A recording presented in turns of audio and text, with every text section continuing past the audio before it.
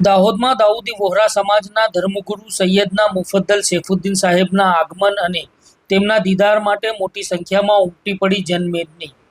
દાહોદમાં દાઉદી વોહરા સમાજના 53મા દાઈ સૈયદના મુફદ્દલ સૈફુદ્દીન સાહેબના આગમનના કારણે તેમના દીદાર કરવા માટે દાઉદી વોહરા સમાજના હજારો લોકો રાત્રિના સમયે રસ્તાઓ ઉપર ઉમટી પડ્યા હતા. આ જનસૈલાબમાં નાના બાળકોથી લઈને વડીલો સુધી દરેક વ્યક્તિ પોતાના ધર્મગુરુને એક નજર જોવા માટે આતુર હતા. લોકોએ ખૂબ જ ભક્તિભાવ અને ઉત્સાહપૂર્વક ધર્મગુરુનું સ્વાગત કરી દીદાર મેળવ્યા હતા. સૈયદના મુફદ્દલ સૈફુદ્દીન સાહેબ મુંબઈથી રાજસ્થાનના ઉદયપુર ખાતે તેમના ધાર્મિક કાર્યક્રમોમાં ભાગ લેવા માટે પહોંચ્યા હતા. ત્યાં તેમને લગભગ 10 દિવસ સુધી વિવિધ ધાર્મિક કાર્યક્રમો યોજ્યા હતા. આ કાર્યક્રમોમાં મોટી સંખ્યામાં સમાજના લોકોએ હાજરી આપી હતી. ઉદયપુર ખાતેના કાર્યક્રમો પૂર્ણ થયા બાદ સૈયદના મુફદ્દલ સૈફુદ્દીન સાહેબ જ્યારે ઉદયપુરની મુલાકાતે હતા ત્યારે તેમને ઐતિહાસિક સિટી પેલેસની પણ મુલાકાત લીધી હતી. આ મુલાકાત દરમિયાન ડૉક્ટર લક્ષ્યરાજસિંહ મેવાડે સિટી પેલેસમાં તેમનું ઉષ્માભર્યું સ્વાગત કર્યું હતું.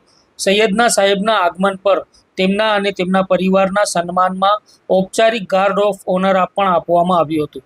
આ મુલાકાત દરમિયાન લક્ષ્યરાજસિંહ મેવાડે તેમના પૂર્વજો અને સૈયદના સાહેબના પુરાગામીઓ વચ્ચેના ગાઢ અને પરસ્પર આદરના સંબંધોને યાદ કર્યા હતા.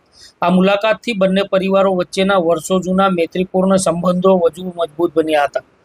ઉદયપુરના કાર્યક્રમો બાદ સૈયદના મુફદ્દલ સૈફુદ્દીન સાહેબ રાજસ્થાનના પ્રસિદ્ધ ગલિયાકોટ ખાતે આવેલી દરગાહની જિયારત માટે પહોંચ્યા હતા. ગલિયાકોટ દાઉદી વોહરા સમાજ માટે એક અત્યંત પવિત્ર સ્થળ માનવામાં આવે છે. તેમના આગમનની જાણ થતાં જ તેમના દીદાર કરવા માટે સમાજના લોકોનો હુજુમ ઉમટી પડ્યો હતો. દરગાહ પરિસરમાં અને તેની આસપાસ મોટી સંખ્યામાં લોકો ભેગા થયા હતા. દાહોદથી આશરે 104 કિલોમીટર દૂર રાજસ્થાનમાં આવેલું ગલિયાકોટ માહી નદીના કિનારે વસેલું એક પવિત્ર સ્થળ છે. આ સ્થળ પર સૈયદ ફખરુદ્દીન સાહેબની દરગાહ આવેલી છે, જે સંગેમરમરથી બનેલી છે. આ દરગાહ દાઉદી વોહરા સમાજના લોકો માટે અત્યંત મહત્વપૂર્ણ માનવામાં આવે છે. દેશભરમાંથી મોટી સંખ્યામાં લોકો અહીંયા જિયારત માટે આવતા હોય છે. તાજેતરમાં સૈયદના મુફદ્દલ સૈફુદ્દીન સાહેબ ઉદયપુરમાં તેમના ધાર્મિક કાર્યક્રમો પૂરા કરીને એક દિવસ માટે આ પવિત્ર દરગાહની જિયારત કરવા માટે ગલિયાકોટ આવ્યા હતા. રાજસ્થાનના ગલિયાકોટથી સૈયદના મુફદ્દલ સૈફુદ્દીન સાહેબનો કાફલો મુંબઈ પરત ફરવા માટે દાહોદના રેલવે સ્ટેશન તરફ રવાના થયો હતો. આ દરમિયાન દાઉદી વોહરા સમાજ દ્વારા ધર્મગુરુના દીદાર મળે તે માટે એક ભવ્ય આયોજન કરવામાં આવ્યું હતું. ગલિયાકોટથી નીકળ્યા બાદ સૈયદના સાહેબનો કાફલો દાહોદના છાપરી ગામે આવેલી જમાલી સ્કૂલ ખાતે આવી પહોંચ્યો હતો. અહીં તેમને સાંભળવા અને તેમના દીદાર માટે મોટી સંખ્યામાં સમાજના લોકો એકઠા થયા હતા. રાત્રિનો સમય હોવા છતાં અને વરસાદ વરસતો હોવા છતાંય વૃદ્ધો, બાળકો, મહિલાઓ અને યુવાઓ મોટી સંખ્યામાં હાજર રહ્યા હતા. જમાલી સ્કૂલ ખાતે સૈયદના સાહેબે ઉપસ્થિત વિશાળ જનમેદનીને દીદાર આપ્યા હતા, જેનાથી ભાવિકોમાં આનંદ અને ઉત્સાહ છવાઈ ગયો હતો. આ મુલાકાત બાદ તેમનો કાફલો રેલવે સ્ટેશન તરફ આગળ વધ્યો હતો, જ્યાંથી તેઓ ટ્રેન મારફતે મુંબઈ જવાના હતા. સૈયદના સાહેબના આગમનના કારણે દાહોદમાં ચુસ્ત પોલીસ બંદોબસ્ત પણ ગોઠવવામાં આવ્યો હતો, જેમાં ડીવાયએસપી જગદીશ ભંડારી, એ ડિવિઝનના પીઆઈ અનિરુદ્ધ કામળિયા, બી ડિવિઝનના પીઆઈ પીએ જાડેજા સહિત મોટી સંખ્યામાં પોલીસ કર્મચારીઓ ખડેપગે રહ્યા હતા. જમાલી સ્કૂલથી તેમનો કાફલો રેલવે સ્ટેશન તરફ જવા માટે દાહોદના રાજમાર્ગો પર આવ્યો ત્યારે તેમની એક ઝલક મેળવવા અને દર્શન કરવા માટે દાઉદી વોહરા સમાજનો જનસૈલાબ ઉમટી પડ્યો હતો.